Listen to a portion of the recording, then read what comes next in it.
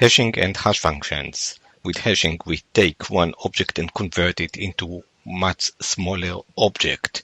We basically take, let's say, as an input file 1, let's say that it's a very large video file, and we convert it from the gigabytes and gigabytes that it's into 128 bits, for example. So hashing is very useful. There are many usages to hashing. You can use hash functions in order to create a hash table. You hash the input, you find an index, and here we see that we took a large input and we converted it into a single index, and in the middle there was this hash function. There are many usages to hash functions. And in general, when we look at hash functions such as MD5, MD4, SHA-0, SHA-2, Fowler, null, vo, FNV, murmur hash, city hash, farm hash, and then the usages of hash tables, then we can divide all these hash functions into two major categories.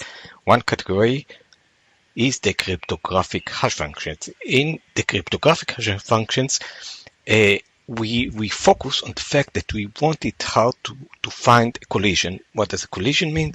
It means if you take file 1 and you generate the hash output of, let's say, 128 bits, then it's going to be very hard for me, based on this output of 128 bit, to file another file 2, that would produce the same output, which means it's going to be hard for me to attack by giving you, yes, this is the same hash output, so my file is the same as file 1, so just take it. So it's going to be very hard. The disadvantages of the cryptographic hash functions is that they are much slower, not very slow, but they are slower than non-cryptographic. And of course, in use cases where we don't need to protect against these collisions, why use a slower hash function? Just use a faster one, which is non-cryptographic. But we said that in some use cases we are not interested in the cryptographic formalities of this process. If all we need is to allocate a message to a server, then no one will really attack, as we have the input request. So we just hash it into a hash table or something. So the cryptographic hash functions are make it hard to find the same entry that would produce the same output. And the cryptographic also can be separated into two categories, keyed and unkeyed. The keyed cryptographic hash functions are using a secret key, a key, in order to do the hashing. The unkeyed are not using it, and we said that cryptographic are slower to compute. The cryptographic hash functions are MD5, SHA, SHA-0, SHA-1, SHA-2, and basically in MD5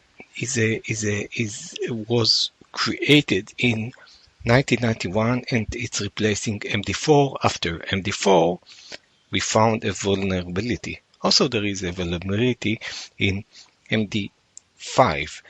The MD5 basically produces a 128-bit hash. Therefore, because there is also a vulnerability in MD5, today we use the SHA family, not MD5, where cryptographic is important.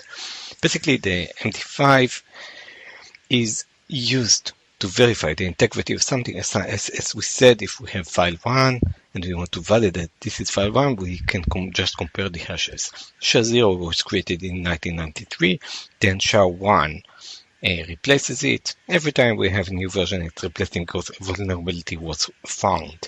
SHA-1 is producing 160 bits. It was mostly used for websites signing, but then in 2005 the vulnerability was found. Then in 2011 it was deprecated, and SHA-2 was introduced with the 5 digest sizes: SHA-224, SHA-256, and so forth. The non-cryptographic hash functions are faster. One of the basic ones is Fowler, null, vo, FNV, and then murmur hash. that was memory hash function, non-cryptographic, that was created in 2008. Basically what it's doing is mixing the bits of the inputs. So you can already see that mixing the bits of the inputs is going to be faster and less secure. But these are not the non-cryptographic hash functions. It's fast, it's simple, it's popular, it's used in Hadoop, in Cassandra, in Elasticsearch, in Nginx. Google created in 2011 city hash and farm hash. This is a new family of hash functions based on memory hash 2. They are 128 bits. They are more complex and they are faster on shorter strings. As you might imagine, Google might have high scale. They want to optimize, so they optimize for the shortest strings. In hash tables, we take a hash functions, we take the input, and we produce an output of a closed set. So let's say that our hash table is of size m, then we have m entries. If our inputs, we have n inputs, then the alpha n divided by m would be the collision factor. When we have a collision into a hash table, we can use what's called the closed addressing methodology or the open addressing. With the closed addressing, when we have a collision, we just continue to place the output items collisioned in the same item, for example, in a linked list. This is why it's called closed addressing. The address is closed and you can only put on the same output of the hash function. In open addressing, specifically in the implementation of linear probing, what we do is find the next empty block and place the output in this hash table there if there was a collision. There is also Kucho hashing, which uses multiple hash functions, for example, h1 and h2, two hash functions, and when there is a collision in h1, then we try h2 and find the empty place in order to place the item. So we saw that we have two main categories of hash functions, the cryptographic and the non-cryptographic.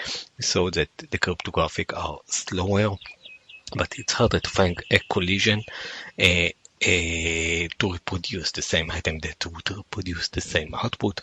But of course, this will only happen if you use the later cryptographic hash functions, because the early ones already have vulnerabilities.